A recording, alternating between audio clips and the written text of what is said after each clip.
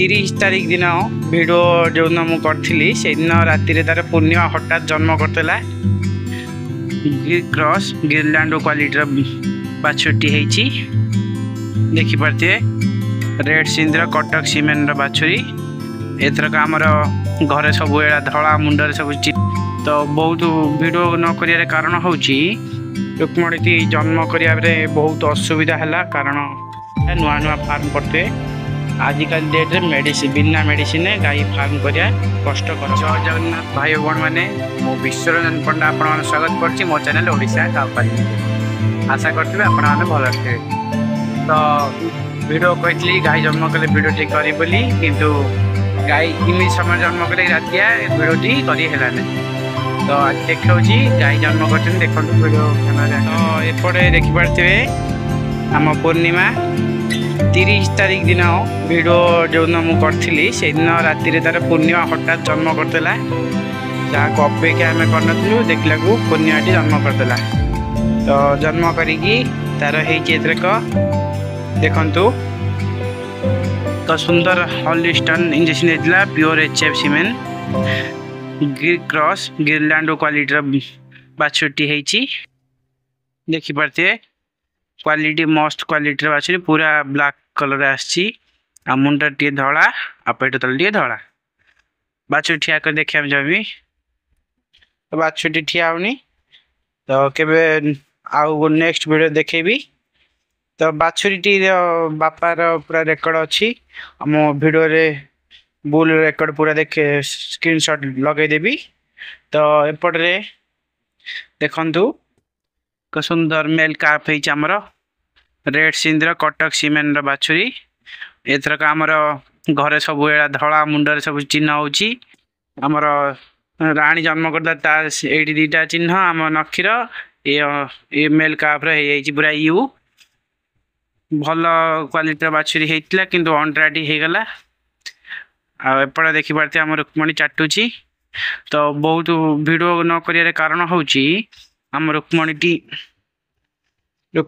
जन्म करें बहुत असुविधा है कारण ता पन्हाटी बहुत बड़ होता है देखो कमीगला तो पूर्णिमा 30 तारीख रात जन्म कला तो भाभी कि परदिन टे कष्ट है देह भिडियो करना भाई परदिन 1 तारीख दिन भिडियो कर छाड़ी बोली किंतु परदिन 31 तारीख दिन राति दिन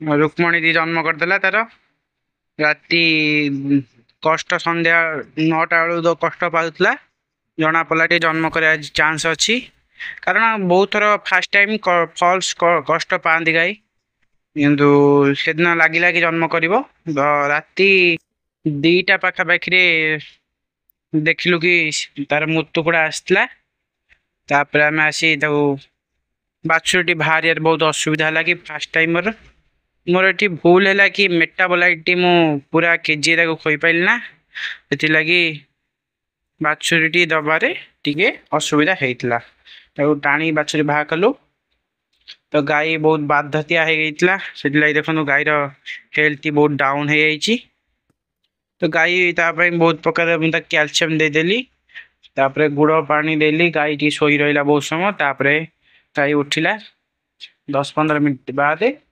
बाछुरी देखो स्वास्थ्य से डाउन हो बाछुरी की बाध्यतिया होगला काली 1 तारीख दिन तो बाघ खाइला ना गाई पन्नार तो क्षीर मु बाहा कर सारी बहुत धीरे धीरे क्षीर अल्प अल्प कर बाहा कली कारण जो गाई जन्म करले तुरंत अधिका क्षीर दुईले मिल्क फीवर हो कारण जो क्षीर थाए पूज क्षीर तादे बहुत कैल्शियम मिनरल थाए तो बाहा करदे अधिका मात्रा गाईर कैल्शियम डाउन हो जाए तो 1 तारीख दिन जापारे कला गुड़गुड़ी हो तो आम एपटे देखो गाई को मात्रा हलुच देखो धक्कौची कारण गुड़गुड़ी लगी बहुत गरम गाईर हेल्थ डाउन हो जाए तो मो शीत दिन होता दाना घास बंद कर देती क्षीर मिल्क प्रोडक्शन हाई देखता गरम लगी घास टी भी दौची दाना अल्प मात्रा दौचे क्या दाना चोकड़ है क्षीर टिके कम अच्छी गाई धक्कौच प्रबल से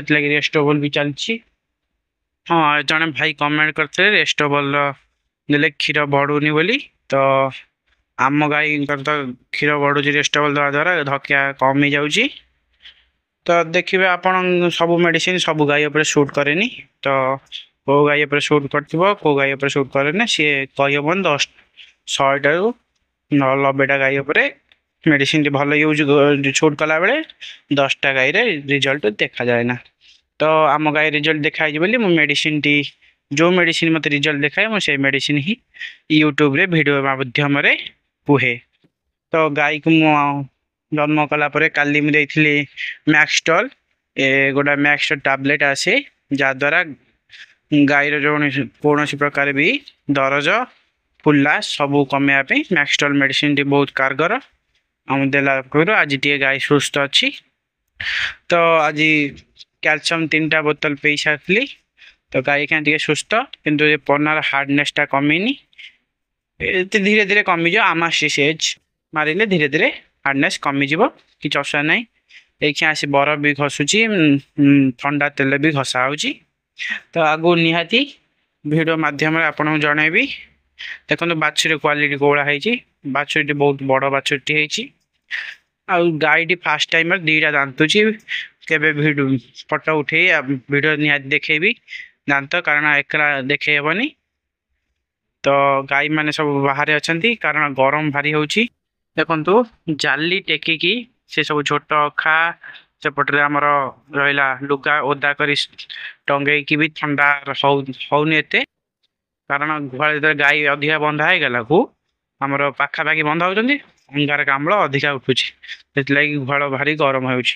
ତ ଏପଟେ ଦେଖିବା କଥା ଆମ ଚାନ୍ଦକୁ କୁର୍ମିକି ସମୟ ପନ୍ଦେଇ କରିପାରିନି। ଚାନ୍ଦର ଭାରି ଭୁଲ କଥା, ମୁଁ କରିବା କଥା କିନ୍ତୁ ମୁଁ କରିପାରିନି। ଦେଖନ୍ତୁ ସ୍ୱାସ୍ଥ୍ୟ କିନ୍ତୁ ଗାଈ ଚାନ୍ଦର ବହୁତ ଭଲ ହେଇଗଲାଣି। ଭଲ ବ୍ରିଡର ବାଛୁରୀଟି। ଛୋଟବେଳେ କିନ୍ତୁ କ୍ଷୀରଟି ତାର ହଜମ ହେଲା ନା, ସେତେବେଳେ ତାକୁ ଧ୍ୟାନ ଦେଇ ହେଇନଥିଲା, ସେଥିଲାଗି ବାଛୁରୀଟି ବହୁତ କମଜୋର ଥିଲା। ଏବେ କିନ୍ତୁ ହେଲ୍ଥ ତାର ବଢ଼ିଆ ଲାଗିଲାଣି। ଆଶା ଅଛି ଏ ବର୍ଷା ଦିନ ଲାଷ୍ଟ ଭିତରେ ଗର୍ଭ ନିହାତି ହେଇଯିବ। ବାଛୁରୀ ଗ୍ରୋଥଟି ବଢ଼ିଆ ଅଛି। ମୁଁ ବହୁତ ଭୁଲ କରିଛି, ତାକୁ କୁର୍ମି ଚିକିତ୍ସାଟି ନିହାତି 4-5 ଦିନ ଭିତରେ ନିହାତି କରିବି। ତ ଏପଟରେ ଆମ ଗାଈ ଦେଖନ୍ତୁ ବନ୍ଧା ହେଇଛନ୍ତି ବାହାରେ ସବୁ। ଆମ ଦେଖନ୍ତୁ ଏପଟେ ଆମର ମାଣିକ ଧକଉଛି କୋଉଭଳିଆ, ଗୁଳୁଗୁଳି ପ୍ରବଳ ହେଉଛି। ତ ଏ ଗରମରେ ଗାଈମାନେ ଧକେଇବେ ନିହାତି। ଦେଖନ୍ତୁ ଅର୍ଡର ସ୍ୱେଲିଂ କୋଉଭଳିଆ ମାତ୍ରାରେ ଅଛି ଗାଈର। ଏ ସ୍ୱେଲିଂଟି କମିଲା ପରେ ହିଁ ଯାଇକି କ୍ଷୀର ଆସିବ। ତ ଗାଈର ବହୁତ କଷ୍ଟ ପାଇଥିଲା ଏଥରକ। ଗାଈଟି ଫାଷ୍ଟ ଟାଇମ୍ ଡେଲିଭରି କରିଥିଲା।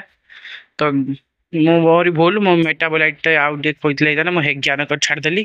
ତ ସେଥିଲାଗି ମୋ ଭିଡ଼ିଓ ବନାଉଛି। ମୋ ନିଜ ଭୁଲ ବି ଦେଖିବି, ଯେଉଁଟା ଆପଣଙ୍କୁ ସୁବିଧା। ନୂଆ ନୂଆ ଫାର୍ମ କରୁଥିବେ, ଆଜିକାଲି ଡେଟ୍ରେ ବିନା ମେଡ଼ିସିନରେ ଗାଈ ଫାର୍ମ କରିବା କଷ୍ଟକର, କାରଣ ମାଟିରେ ଆଉ ସେଭଳିଆ ମିନେରାଲ ନାହିଁ। ତ ଏ ବାଛୁରୀ ବି ଦେଖନ୍ତୁ ଧକଉଛି କୋଉଭଳିଆ। ଗରମ ଆଜି ବହୁତ ହଉଥିଲା, ଆଜି ଟିକେ କମ୍ ଅଛି ଗୁଳୁଗୁଳି, କିନ୍ତୁ ଏଇଖିଣା କ'ଣ ଗରମ ହେଲାଣି। ପବନଟି ଆମ ଏପଟରେ ହଉନି। ତ ଭିଡ଼ିଓଟି କୋଉଭଳିଆ ଲାଗିଲା କମେଣ୍ଟରେ ନିହାତି ଜଣେଇବେ। ତ ମୁଁ ଭିଡ଼ିଓ କରିବି ନିହାତି, ସବୁଦିନ ଭିଡ଼ିଓ କରିବାକୁ ଟ୍ରାଏ କରିବି। ତ ଚ୍ୟାନେଲ ସବସ୍କ୍ରାଇବ କରନ୍ତୁ, ଲାଇକ୍ କରନ୍ତୁ। ସବସ୍କ୍ରାଇବ କରୁନାହାନ୍ତି ଭାଇମାନେ, ତ ସପୋର୍ଟ କରନ୍ତୁ, ସବସ୍କ୍ରାଇବ କରନ୍ତୁ। ଜୟ ଜଗନ୍ନାଥ।